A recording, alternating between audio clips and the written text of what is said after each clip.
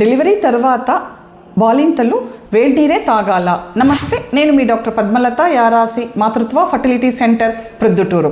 Delivery తర్వాత వేడి నీళ్ళు తాగాల, చల్లనీళ్ళు తాగాల, మామూలు రూమ్ టెంపరేచర్ నీళ్ళు తాగాల, అందరికీ చాలా క్వశ్చన్స్ ఉంటాయండి.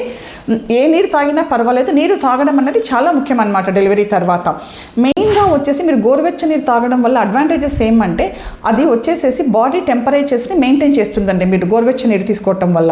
ఇంకొకటి, డెలివరీ తర్వాత ఆడవాళ్ళందరూ చాలా బలహీనంగా ఉంటారు, అన్ని సిస్టమ్స్ కూడా స్లోగా వర్క్ అవుతూ ఉంటాయన్నమాట.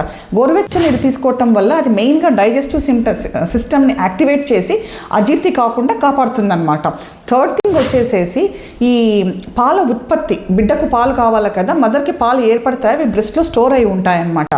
బేబీ ఫీడ్ తీసుకునేటప్పుడు బేబీ మదర్ని బ్రెస్ట్ని సక్ చేసినప్పుడు ఈ లెట్ డౌన్ రిఫ్లెక్స్ అనేది ఒకటి వస్తుందన్నమాట. దాన్ని ఈ గోరువెచ్చ నీరు తీసుకోవటం వల్ల మీరు యాక్టివేట్ అవుతుందన్నమాట. అదే మెయిన్ ఇంపార్టెంట్ ఫోర్త్ ఏమనంటే గర్భసంచి, గుడ్డు సంచి ఇవన్నీ బాగా స్ట్రెచ్ అయి ఉంటాయన్నమాట. డెలివరీ టైంలో బాగా స్ట్రెయిన్కు గురవుతాయి, నొప్పి ఫీల్ అవుతాయి అన్నమాట బాగా.